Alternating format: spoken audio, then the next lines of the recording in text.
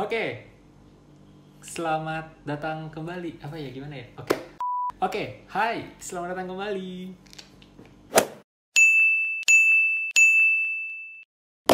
Oke, jadi saya kembali buat bikin video terkait dengan Polsat STIS, tapi belum mengarah ke pendaftaran Polsat STIS untuk tahun ini, tapi berusaha untuk menuntaskan beberapa video yang sebenarnya aku pengen buat, tapi nggak sempat karena kesibukan kerjaan, jadi kayak nggak sempet rekam video, nggak sempet ngedit. Nah, ini mumpung lagi WFH, kemudian sedang social distancing dan self quarantine juga, jadi bingung kan, kayak mau ngapain lagi ya. Jadi udah deh, kita coba bikin video yang belum sempat aku bikin, aku coba buat sempetin bikin kali ini. Oke, jadi di video kali ini aku akan membahas masih tentang kegiatan aku selama di STIS. Di episode terakhir, yaitu episode aku di tingkat 4 STIS, kan aku udah cerita runtut nih dari awal. Pertama kali aku nggak tahu STIS, kemudian aku di tingkat 1, aku di tingkat 2, aku di tingkat 3 juga udah aku upload. Sekarang aku bakalan menamatkan cerita aku selama di STIS, yaitu episode terakhir di tingkat 4 STIS. Jadi di tingkat 4 itu penuh dengan apa aja sih untuk anak-anak STIS, aku bakal cerita semuanya di sini. Oh iya, satu lagi, kaos yang aku pakai sekarang di video ini sangat amat STIS sekali. Ini adalah kaos dari STIS nih. Jadi kalian kalau misalnya mau samaan juga punya kaos ini, langsung aja cek Instagramnya di @STIS nih. Iklan sedikit nggak apa-apa lah ya. Baik, tanpa banyak cincong, langsung aja kita cerita tentang gimana sih seorang Deddy Kurniawan selama di tingkat 4 STIS. Di tingkat 4 itu ada apa aja sih? Oke, jadi buat teman-teman yang belum terlalu mengenal tentang apa sih tingkat-tingkat di STIS itu, jadi tingkat di STIS itu sebenarnya sama aja kayak semester di perkuliahan biasa, baik di perguruan tinggi negeri maupun di perguruan tinggi swasta. Jadi satu tingkat di STIS itu sama dengan 2 semester.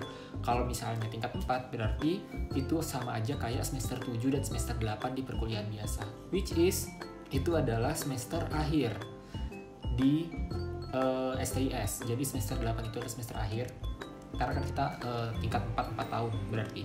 Jadi ya seperti biasa, karena sudah tingkat akhir, maka mahasiswa-mahasiswa pada tingkat akhir tentunya akan berurusan dan berkecimpung selama setahun sama yang namanya skripsi. Ya, jadi kesibukan aku di tingkat 4 adalah skripsi, dan skripsi. Terus tingkat 4 kan sibuk nih sama yang namanya skripsi, otomatis beberapa kegiatan non-akademik yang dilakukan di kampus selama 3 tahun itu harus berhenti juga di tingkat 4, karena semuanya harus fokus di skripsi dan perkuliahan tingkat 4. Jadi otomatis aku harus dengan berat hati meninggalkan segala macam UKM yang aku ikuti, yang sehari-harinya membuat kehidupanku di STIS menjadi tidak berat karena ada UKM itu. Di tingkat 4 dengan berat hati aku harus melepaskan itu semua. Kenapa? Karena ya memang tingkat 4 dituntut untuk mengerjakan skripsi, kemudian juga perkuliahan di tingkat 4 juga harus benar-benar dimaksimalkan seperti itu. Di tingkat 4 STIS itu nggak cuma berkaitan dengan perkuliahan biasa di tingkat 4 atau skripsi, tapi ada juga satu yang namanya itu ujian komprehensif, atau biasa disingkat sama anak STIS itu ujian kompre. Nah, ujian kompre ini kalau dibilang di SMA sih sama kayak ujian nasional lah, ibaratnya kayak gitu. Kenapa? Karena analoginya sama. Kalau UN di SMA kan mengulang mata pelajaran dari kelas 10, 11, 12. Sama di ujian komprehensif juga mengulang mata kuliah inti yang dipelajari dari tingkat 1 sampai tingkat 4. Seperti itu. Jadi ada proses ujian komprehensif, salah satunya di tingkat 4 selain skripsi dan perkuliahan biasa. Tentunya masih ada tugas, masih ada UTS, masih ada UAS, plus ujian komprehensif juga ada.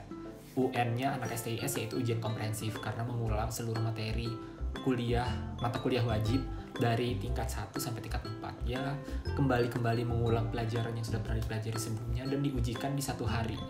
Sama persis kayak ujian nasional. Oke, terus skripsi gimana nih kalau misalnya anak-anak STIS? Kalau anak-anak STIS itu skripsinya kalau di zaman aku selama 1 tahun. Jadi dari semester 7, semester 8 itu selama 1 tahun full mengerjakan skripsi. Yang namanya skripsi berarti mulai dari proses ngerjain skripsinya, terus habis itu proposal skripsi, terus habis itu sidang skripsi, sampai akhirnya nanti dinyatakan lulus atau tidak, dan terakhir adalah wisuda kayak gitu. Jadi tahapannya sama aja sih kayak sama kayak tahapan skripsi di perguruan tinggi lainnya. Jadi ada proses ngerjain skripsi, kemudian ngajuin proposal, kemudian habis itu seminar skripsi, terus habis itu sidang skripsi kayak gitu. Nah, kalau untuk proposal skripsinya sendiri itu dilaksanakan di semester 7. Jadi pertama naik ke tingkat 4 itu pasti semua diminta untuk mengumpulkan proposal. Waktu zaman aku itu mengumpulkan minimal 3 proposal untuk diajukan ke jurusan. Nanti di jurusan akan diproses kira-kira proposalnya layak diterima untuk dilanjutkan ke skripsi atau ditolak. Yang beruntung banget adalah 3 judul proposal yang diajukan ke jurusan, 3-tiganya diterima semua. Tapi yang kurang beruntung adalah 3 yang diajukan semuanya ditolak kayak gitu kan. Nah, terus gimana nih? Alhamdulillahnya karena kita memang satu angkatan tuh kayak persaudaranya erat gitu ya, cie. Jadi kayak ketika misalnya ada teman kita yang sama sekali skripsinya tidak ada yang diterima di jurusan, artinya semuanya ditolak, 3 judulnya ditolak, maka teman-teman lain yang proposalnya itu diterima 3 judulnya itu, nanti mereka akan berbagi kayak sharing gitu loh, nih kamu pakai yang ini aja soalnya aku udah pakai judul yang ini. Karena kan nggak mungkin satu orang ngerjain 3 skripsi kan kayak gitu, dan buat apa juga ngerjain 3 skripsi. Ya pokoknya gitulah. Jadi ketika ada teman yang skripsinya semua diterima judulnya 3 proposalnya, maka pasti akan saling berbagi dengan teman-teman yang kurang beruntung tadi. Jadi ya semuanya bisa mengerjakan skripsinya sesuai dengan waktu yang ditentukan, seperti itu. Nah, kebetulan waktu aku kemarin ngajuin 3 judul proposal, alhamdulillah 3-tiganya diterima. Terus aku pakai 1, kalau nggak salah 2-nya aku kasih ke teman aku yang lain, yang mereka kebetulan minta ke aku, terus aku kasih aja kayak gitu kan. Terus ngapain juga dipendam gitu kan, karena toh ketika dibagikan ke orang lain akan membantu orang lain juga untuk mengerjakan skripsinya kayak gitu. Oke, lanjut. Jadi setelah ngumpulin proposal, kemudian proses penyeleksian proposal di jurusan, nanti akan keluar kira-kira judul-judul mana saja yang diterima dan mana saja yang ditolak. Kemudian habis itu saling berbagi judul proposal, kemudian dikembangkan menjadi sebuah skripsi. Dalam proses pengerjaan skripsi sebelum ke seminar skripsi itu minimal harus ada sejumlah bimbingan kepada dosen pembimbing seperti itu. Nah, kalau misalnya di STIS itu sendiri, satu mahasiswa itu didampingi sama satu dosbing. Kalau di zaman aku dulu, kalau sekarang nggak tahu sih. Kalau di zaman aku dulu, satu orang mahasiswa itu didampingi oleh satu dosbing. Otomatis satu dosbing itu bisa mendampingi lebih dari satu mahasiswa, karena kan jumlah mahasiswanya lebih banyak daripada dosennya. Nah, alhamdulillah kemarin aku waktu skripsi itu mendapatkan dosen pembimbing yang sesuai lah dengan yang aku harapkan kayak gitu kan. Karena dari segi metodologi analisis, kebetulan dosen pembimbing aku Pak Mada Arcana, kebetulan beliau adalah salah satu dosen survival analysis. Jadi kan kemarin aku skripsinya menggunakan metode analisis ketahanan hidup atau survival analysis.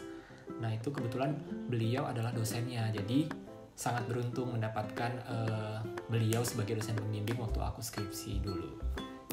Gitu. Jadi satu orang mahasiswa akan didampingi oleh satu orang dosbing. Jadi selama proses itulah melakukan kegiatan konsultasi, bimbingan sebelum akhirnya menjadi sebuah skripsi yang utuh yang siap untuk diseminarkan di hadapan teman-teman tercinta kayak gitu. Ngerjain skripsi selama 1 tahun kira-kira seru nggak? Serunya ada. Tapi wajar lah ya, manusiawi juga pasti ada rasa jenuh di titik-titik tertentu kan.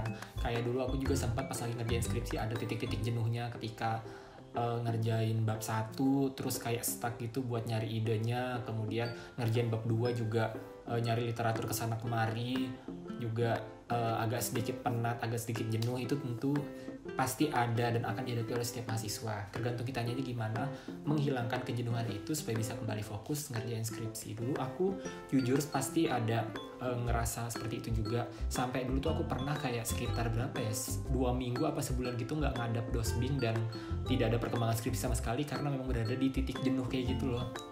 Jadi ya mau menghadap ke dosbing pun apa yang mau diceritakan, apa yang mau dikonsultasikan, karena memang tidak ada perkembangan selama 2 minggu atau sebulan pada saat itu. Jadi ya pasti ada titik jenuhnya dan jangan sampai terlena di titik jenuh itu. Harus tetap kembali on track, kembali fokus lagi ngerjain skripsinya. Dan alhamdulillah masa jenuh itu sempat aku alami dan aku sempat isi kegiatan kejenuhan aku selama ngerjain skripsi dengan kegiatan-kegiatan lain, dan alhamdulillah bisa kembali fokus on track untuk ngerjain skripsi di tingkat 4 kayak gitu.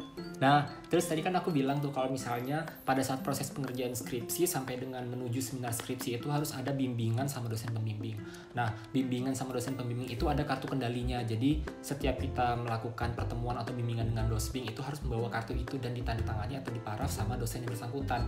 Kenapa harus ada itu? Karena itu adalah sebagai controlling. Jadi kayak semacam kartu kontrol untuk ngecek kira-kira kita sudah berapa kali sih konsultasi atau bimbingan sama dosen pembimbing. Kenapa itu perlu? Karena itu menjadi sebuah bukti untuk kita maju ke seminar skripsi. Karena kalau nggak salah waktu di zaman aku itu satu orang mahasiswa harus bimbingan sebelum seminar itu sebanyak 14 kali. Jadi kalau misalnya kurang dari 14 kali maka otomatis mahasiswa tersebut tidak bisa lanjut untuk seminar. Nah, karena ada kartu itu dan ada ketentuan itu, jadi setiap mahasiswa harus mencari-cari waktu kira-kira gimana nih, plannya gimana, dalam bulan ini aku harus berapa kali bimbingan, bulan depan harus berapa kali bimbingan biar bisa terpenuhi 14 kali bimbingan. Karena kenapa harus ngatur jadwal itu? Karena kan satu dosen itu bisa menangani lebih dari satu mahasiswa kan, dan pastinya dosen itu sendiri tidak hanya fokus ke kegiatan skripsi aja, tapi pasti ada kegiatan-kegiatan lain, misalnya kayak ngajar di kelas lain, ngajar di tingkat 1, 2, 3 mungkin. Terus mungkin juga ada kesibukan terkait pekerjaan BPS, ada kesibukan PKL kayak gitu kan. Nah, tergantung kitanya gimana bisa nyari-nyari waktu buat ketemu sama dosbing, kita ngatur jadwal sama dosbing kapan bisa ketemu supaya bisa terpenuhi tuh 14 kali pertemuan konsul atau bimbingan sebelum akhirnya kita melaju ke seminar skripsi. Jangan sampai pertemuan bimbingannya kurang, akhirnya kita nggak bisa seminar. Karena nggak bisa seminar kita nggak bisa sidang, dan karena nggak bisa sidang akhirnya kita harus tunda 1 tahun lagi gitu kan. Karena ketika misalnya di tingkat 4 tidak berhasil skripsi, otomatis harus mengulang di tahun berikutnya, dan itu ngulangnya pun dari awal, dari mulai pertama kali ngajuin proposal lagi kayak gitu-gitu loh. Nah, kan nggak mau ya pasti terjadi hal kayak gitu. Jadi ya silahkan diatur waktunya kira-kira gimana nih triknya biar kita itu bisa ketemu dosen selama 14 kali pertemuan, mulai dari pertama kali ngajuin proposal sampai dengan menuju ke seminar skripsi kayak gitu. Nah, lalu gimana nih Kak kalau misalnya skripsinya itu diseminarkan kayak gimana? Nah, seminar skripsi di STIS itu beda dengan seminar skripsi di perguruan tinggi lain. Waktu di zaman aku, nggak tahu zaman sekarang apa udah berubah apa sistem mekanismenya atau masih sama.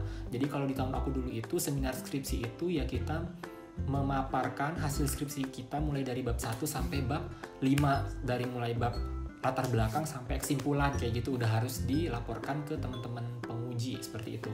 Nah, kalau misalnya di perguruan tinggi lain kan kalau nggak salah, kalau misalnya seminar skripsi itu adalah kita menyeminarkan atau memaparkan skripsi kita kalau nggak salah di bab 1 bab 2 doang kan, belum masuk ke bab pembahasan dan kesimpulan kayak gitu. Nah, kalau di STIS itu sendiri seminar skripsinya membahas tuh dari bab 1 sampai bab 4. Bab 1 sampai bab terakhir lah pokoknya, bab 4 atau bab 5 lupa. Yang jelas satu kesatuan utuh skripsi itu sudah harus dipaparkan ke teman-teman penguji. Nah, terus kenapa aku bilang teman-teman penguji? Karena pada saat proses seminar skripsi itu yang menjadi penguji kita itu adalah teman angkatan kita sendiri. Kayak gitu, jadi sudah diatur, sudah diplot sama jurusan. Kalau misalnya pada saat hari ini seminar skripsinya misalnya saya, maka yang akan menguji saya di seminar skripsi adalah ABC seperti itu. Moderatornya itu adalah dosen. Jadi memang di kelas seminar itu pematerinya adalah mahasiswa itu sendiri, pengujinya adalah mahasiswa itu sendiri, dan penontonnya adalah teman-teman mahasiswa juga, bebas. Mau tingkat 1, 2, 3, 4 bisa nonton seminar. Nah, nonton seminar ini pun sangat berpengaruh pada proses menuju ke sidang. Karena kalau nggak salah dulu itu ada minimal berapa seorang mahasiswa harus nonton seminar temennya kayak gitu. Karena apa? Karena nanti dihitung ada sekian sejumlah seminar yang ditonton oleh mahasiswa tersebut, maka baru bisa layak untuk maju ke sidang skripsi. Karena kalau misalnya kurang, maka tetap juga nggak bisa sidang kayak gitu. Jadi ada syarat tambahan. Kalau misalnya mau menuju seminar itu kita wajib bertemu dengan dosen pembimbing minimal 14 kali pertemuan sebelum seminar, maka dari proses seminar ke sidang itu ada tambahan lagi kalau nggak salah, bertemu dengan dosen pembimbing berapa pertemuan, plus kita harus nonton atau mengikuti atau menjadi peserta seminar pada saat teman kita menjadi pemateri seperti itu. Dan kuotanya pun terbatas, kalau nggak salah tuh satu anak yang seminar itu cuma buka sekitar 20-30 orang untuk bisa nonton. Nah, karena mahasiswa teman-temannya pun banyak dan yang mau nonton pun mungkin banyak, jadi ya kita harus bisa pandai-pandai mengatur waktu. Kita mau nonton di seminar skripsinya siapa nih, kayak gitu. Kita harus jadi peserta di seminar skripsinya siapa, kayak gitu. Ya intinya kayak gitulah.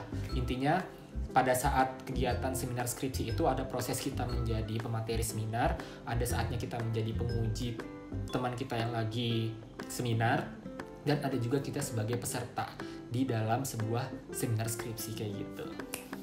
Oke, selanjutnya adalah hal yang paling menegangkan, yaitu adalah sidang skripsi. Dimana pada saat sidang skripsi tentu vibes-nya agak sedikit beda dan lebih menegangkan ya, karena pada saat sidang itu kan yang ada di dalam kelas hanya kita sendiri nih mahasiswanya, sisanya adalah dosen semua. Dulu itu kalau nggak salah, di zaman aku itu, misalnya satu anak mahasiswa itu sidang skripsi, maka akan diuji oleh 2 dosen penguji, dan ada 1 dosen pembimbing kita di dalam kelas seperti itu. Dulu itu aku pembimbingnya kan Pak Imada Arcana, beliau adalah salah satu dosen analisis ketahanan hidup, dosen survival analysis. Kemudian penguji aku itu ada 2, yang pertama itu Bu Sarni, beliau adalah salah satu dosen yang sangat kompeten sekali di bidang statistik sosial kependudukan. Yang kedua itu adalah Pak Doki, jadi Pak Doki ini juga dulu dosen aku, beliau juga ngajar survival analysis cuma di kelas yang berbeda kayak gitu. Jadi ya bisa dibayangkan di kelas itu ada 2 dosen survival analysis dan ada 1 dosen yang sangat amat kompeten sekali di bidang sosial kependudukan yang akan membedah skripsi aku dari bab 1 sampai bab 5. Nah, alhamdulillahnya pada saat sidang skripsi berjalan dengan lancar. Semua pertanyaan, nggak semua pertanyaan sih, ada 1 pertanyaan dari Pak Doki yang nggak sempat dan yang kurang bisa aku jawab karena harus menurunkan rumus, dan aku pada saat itu blank sama sekali, cuma bisa senyum-senyum doang. Dan utang aku pada saat itu adalah sebelum meminta tantangan Pak Doki, aku harus bisa menjelaskan dulu turunan rumusnya itu seperti apa, baru bapaknya mau tanda tangan kayak gitu. Jadi ada 1 kendala di situ sih. Tapi alhamdulillah overall pada saat sidang skripsi itu tidak terlalu drama, maksudnya nggak sampai nangis-nangis, tidak terlalu membuat aku panik yang berlebihan kayak gitu-gitu. Alhamdulillah semuanya bisa berjalan dengan lancar. Lalu istimewanya lagi di angkatan aku adalah selain harus menghadapi ujian komprehensif, menghadapi tugas, kuis, UTS, UAS seperti biasa di tingkat-tingkat yang ada di STIS, aku harus ngerjain skripsi juga, seminar dan sidang. Ada 1 hal yang harus diujikan lagi ke angkatan aku, yaitu adalah ujian yang dilakukan oleh BKN. Pada saat itu adalah tes kemampuan dasar atau TKD. Jadi TKD ini kan salah satu tes yang diwajibkan bagi seluruh warga negara atau masyarakat itu ya, pokoknya yang pengen masuk jadi CPNS itu kan harus ada tesnya, yaitu tes TKD. Nah itu juga dialami sama angkatan aku, jadi kita semua itu wajib untuk ikut tes kemampuan dasar dilaksanakan oleh BKN. Itu kalau nggak salah dilaksanakannya itu di tengah-tengah sebelum seminar kalau nggak salah. Jadi seingat aku habis ujian komprehensif, lalu tes TKD beberapa hari atau beberapa minggu setelah ujian kompre langsung ujian TKD tuh. Jadi kan belajarnya double ya. Ya seperti itulah salah satu hal istimewa keseruannya juga. Jadi selain ada ujian komprehensif, tugas, kuis, UTS, UAS, seminar skripsi, sidang skripsi, ada lagi nih ketambahan 1 tes, yaitu tes kemampuan dasar dilaksanakan oleh BKD seperti itu.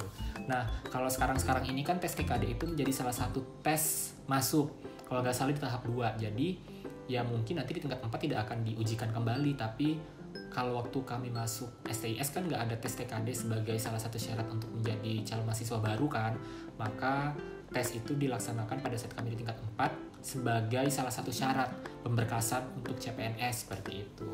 Jadi harus menghadapi yang namanya tes kemampuan dasar atau TKD. Udah pernah aku bahas kalau nggak salah di video-video sebelumnya ya, entah kapan 2017 atau 2000 berapa aku lupa. Yang jelas aku pernah ngebahas TKD itu seperti apa dan tips and triknya seperti apa. Nggak mungkin aku bahas di sini lagi diulang karena pasti akan sama aja tips and trik yang akan aku kasih kayak gitu.